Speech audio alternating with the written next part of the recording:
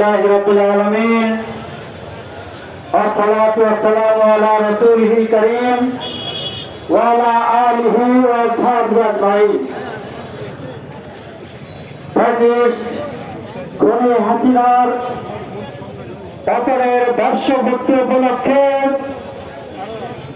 আজকে এই গণমিছিল পরবর্তী বিশাল সমাবেশের সংগ্রামী প্রধান অতিথি বাংলাদেশ জামাত ইসলামীর কেন্দ্রীয় নেতা সাবেক জেলার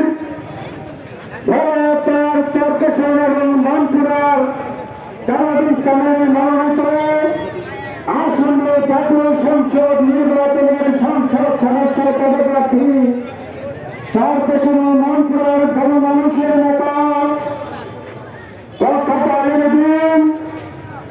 সন্তান হারাক মজলুম পিতা আমাদের প্রিয় নেতা যারা অধ্যক্ষ মাওলানা মোস্তফা কামাল উপজেলা জামাত ইসলামীর নেতৃবৃন্দ, সংগ্রামী চরকেশ্বরবাসী, আসসালামু আলাইকুম ওয়া রাহমাতুল্লাহি ওয়া বারাকাতুহু। সামনে মাগরিবের জামাত, আমাদের নেতা বিস্তারিত কথা বলেছেন। আমি সংক্ষেপে দু একটি কথা বলেই আজকের এই সমাবেশ আমরা শেষ করবো ইনশাআল্লাহ। আমরা আজকের এই সমাবেশ থেকে গণ অভ্যুত্থানে শেখ হাসিনা যে ১৩,০০০ ছাত্র যুবক শ্রমিকদেরকে হত্যা করেছে, সেই ১৩,০০০ শহীদের আত্মার মাগফিরাত কামনা করছি। বিশেষ করে আমাদের এই চরকেশ্বরের মাটিতে ১২ জন শহীদ ঘুরে আছে, তাদের আত্মার মাগফিরাত আমরা এখান থেকে কামনা করছি। প্রায় ৫০,০০০ আহত রয়েছে, বন্ধুত্ববরণ করেছে, মানবতার জীবনযাপন করছে। এখনো যারা হাসপাতালের বেডে কাতরাচ্ছে, সেই ৫০ সহস্রাধিক মজলুম আহত পঙ্গু ভাইয়ের সর্বোচ্চ সুস্থতা কামনা করেই আমি কথা শুরু করছি।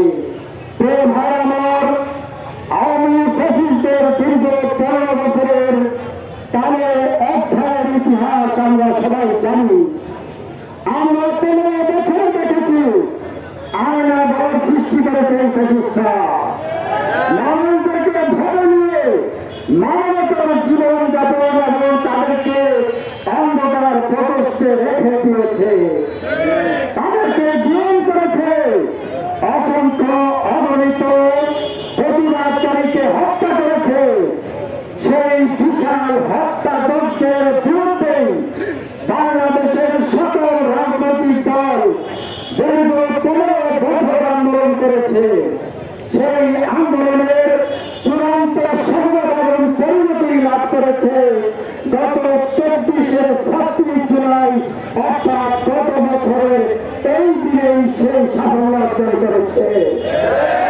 আজকে সেই সাফল্যের একটি বছর।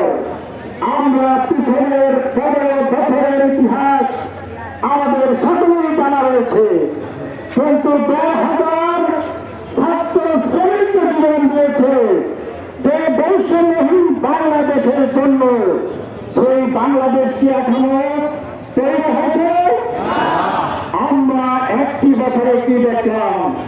তাদের জন্য মানুষকে বাধা দিয়ে হত্যা করার বিরোধ সচিত্র রেখেছে। আমরা একটি বছরে দেখেছি অসংখ্য নারীদেরকে নির্যাতন করা হয়েছে, অসংখ্য মানুষের বিশ্বাস বদল হয়ে গেছে, এদের চাঁদাবাজি আমাদের গ্রামে গঞ্জ হয়েছে। আমরা এই বিরক্ষ চিত্র দেখার জন্য নতুন করে মানুষ ছাত্র যুবক জীবন দিয়েছে কি? নিশ্চয় নয়। আগামী দিনের বৈষম্যহীন বাংলাদেশ যদি গড়তে হয়, তাহলে আমাদেরকে একটি সিদ্ধান্ত নিতে হবে। আজকে গ্রামে গঞ্জে কৃষক, শ্রমিক, ছাত্র, জনতা সবাই একটি আওয়াজ তুলেছে।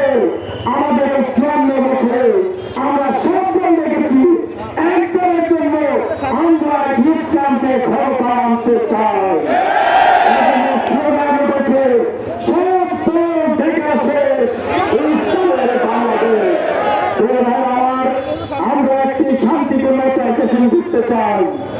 আমরা একটি শান্তিপূর্ণ চলপেশন দেখতে চাই। সেই জন্য বিগত 54 বছরে যারা এই চলপেশনকে শাসন করেছে তাদের ইতিহাস আমরা জানি। লুটপাট হয়েছে, দুর্নীতি হয়েছে, অসংখ্য বিভৎস ঘটনা ঘটেছে। আমরা এটার আর পুনরাবৃত্তি দেখতে চাই না। আমাদের রাজনীতিতে প্রতিযোগিতা থাকবে, কিন্তু কোন বিভৎস প্রতিযোগিতা আমরা দেখতে চাই না। আমরা রাজনীতিতে সহানুভূতি দেখতে চাই, সহানুভূতি দেখতে চাই।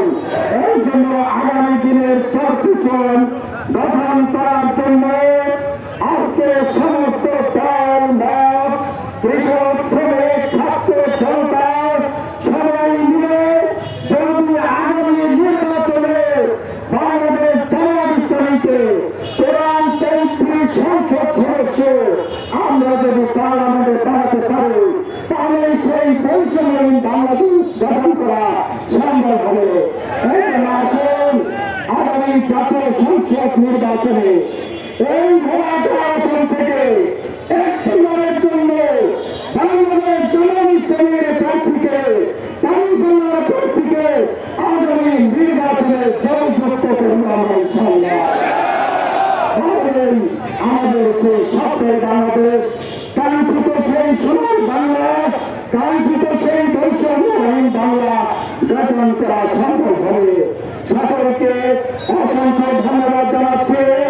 চলপেশন বাজারের ব্যবসায়ী ভাইদেরকে ধন্যবাদ জানাচ্ছে, প্রবীণ ভাইদেরকে ধন্যবাদ জানাচ্ছে, সাংবাদিক ভাইদেরকে ধন্যবাদ জানাচ্ছে, পরিবহন শ্রমিক এবং অসংখ্য যারা আমাদের এখানে সহযোগিতা করেছেন সকলকে ধন্যবাদ জানাচ্ছে।